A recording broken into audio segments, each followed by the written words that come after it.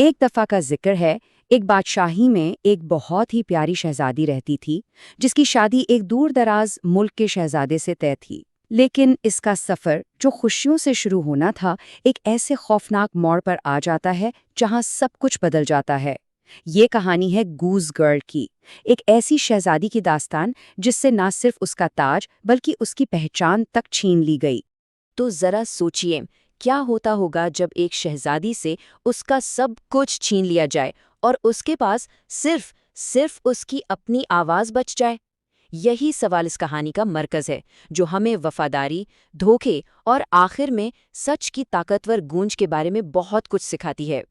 تو کہانی کی شروعات ہوتی ہے بڑے ہی پر امید انداز میں۔ ایک نوجوان شہزادی اپنے ہونے والے شوہر یعنی ایک دور کے شہزادے سے ملنے کے لیے ایک لمبے سفر پر نکلتی ہے۔ اس کی ماں، جو اس سے بے پناہ محبت کرتی ہے، اسے صرف دعاؤں کے ساتھ نہیں بلکہ کچھ بہت ہی خاص تحفوں کے ساتھ رخصت کرتی ہے۔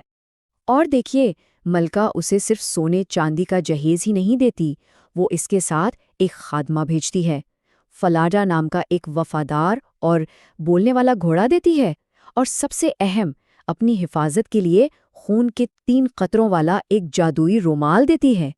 یہ تحفے صرف قیمتی نہیں تھے، بلکہ یہ شہزادی کی حفاظت اور اس کی شناخت کی ضمانت تھے۔ لیکن بھئی، جیسا کہ پریوں کی کہانیوں میں اکثر ہوتا ہے نا، اندھیرا ہمیشہ قریب ہی کہیں چھپا ہوتا ہے۔ شہزادی کے اس سفر میں ایک خوفناک موڑ آتا ہے، اور یہ دھوکہ اسے کسی دشمن سے نہیں بلکہ اس کی اپنی ہی خادمہ سے ملتا ہے۔ شہزادی کے بے بس ہونے کا یہ سارا سلسلہ ایک چھوٹی سی بات سے شروع ہوتا ہے۔ جب اسے پیاس لگتی ہے تو وہ خادمہ سے پانی مانگتی ہے، لیکن وہ بے رحمی سے انکار کر دیتی ہے۔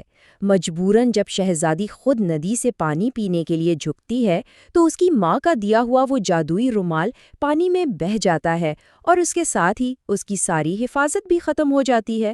بس اسی کمزوری کے لمحے میں خادمہ اس پر حاوی ہو جاتی ہے اور شہزادی کو مجبور کرتی ہے کہ وہ اپنے کپڑے، اپنا گھوڑا اور اپنی پہچان سب کچھ اس کے حوالے کر دے۔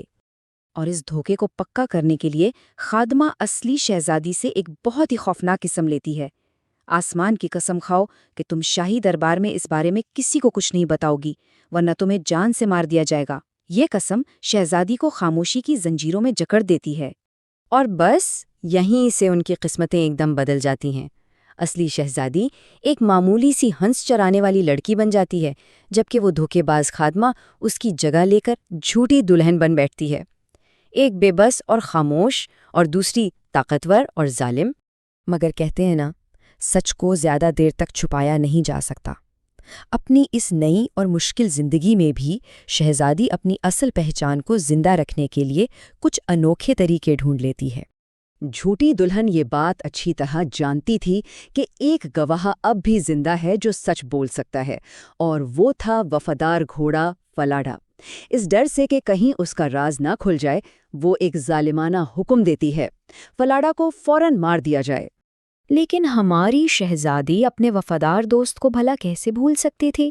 وہ قصاب سے درخواست کرتی ہے کہ فلاڈا کا سر شہر کے ایک بڑے دروازے کے نیچے لٹکا دے۔ اب وہ ہر روز جب وہاں سے گزرتی تو بڑے دکھ سے کہتی، افسوس فلاڈا، تم یہاں لٹک رہے ہو۔ اور کمال تو یہ تھا کہ وہ سر جادوئی طور پر جواب دیتا، افسوس نوجوان ملکہ، یہاں سے گزر رہی ہو۔ اگر تمہاری ماں کو یہ معلوم ہوتا تو اس کا دل ٹوٹ کر 2 ٹکڑے ہو جاتا۔ یہ روزانہ کی گفتگو اس کی سچی شاہی پہچان کا ایک خفیہ ثبوت تھا۔ اچھا، اب کہانی میں ایک اور کردار آتا ہے۔ میدانوں میں ہنس چرانے والا ایک لڑکا کونراڈ شہزادی کے خوبصورت سنہرے بالوں کو دیکھ کر بار بار انہیں چھیڑنے کی کوشش کرتا ہے، جس سے شہزادی بہت پریشان ہو جاتی ہے۔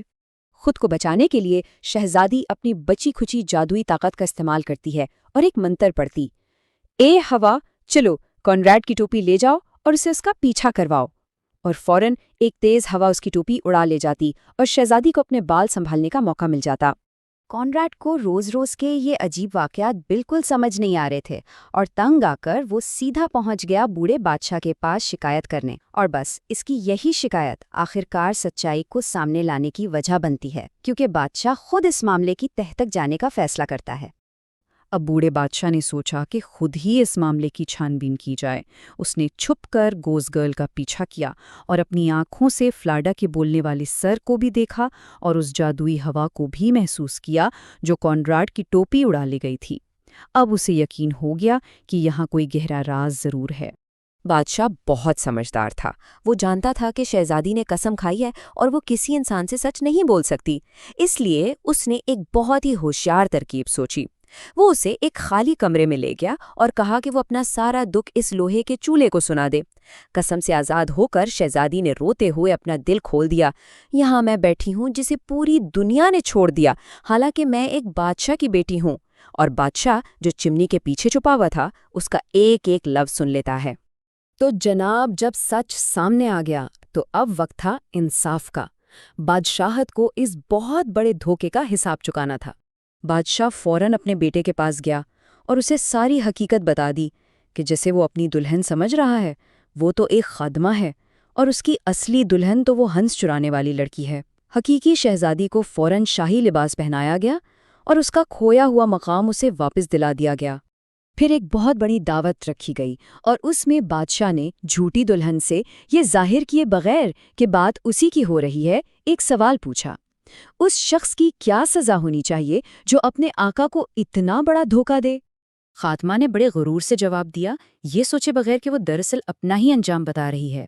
ऐसे शख्स की सज़ा तो बस यही है कि उसे बरहना किया जाए, 30 कीलों से भरे एक बैरल में डाला जाए और 2 सफ़ेद घोड़ों से तब तक घसीटा जाए जब तक वो मर ना जाए। बादशाह ने ऐलान किया, वो मुजरिम तुम ही हो और तुमने अपनी सज़ा खुद ही चुनी है। और बिल्कुल वैसा ही किया गया जैसा उसने खुद कहा था। उसके अपने ही अल्फाज उसकी तकदीर बन गए, एक बेरहमाना लेकिन कहानी के मुताबिक एक मुनसिफाना इंजाम। और आखिरकार सब कुछ ठीक हो गया। नौजवान बादशाह ने अपनी सच्ची दुल्हन से शादी कर ली और वो दोनों मिलकर अपनी सल्तनत पर अमन और खुशी से हुकूमत करने लगे। ये इस बात का सबूत है कि सच्चाई और सब्र की आखिरकार जीत होती है। ये कहानी ख़त्म तो हो जाती है, लेकिन अपने पीछे एक बहुत गहरा सवाल छोड़ जाती है।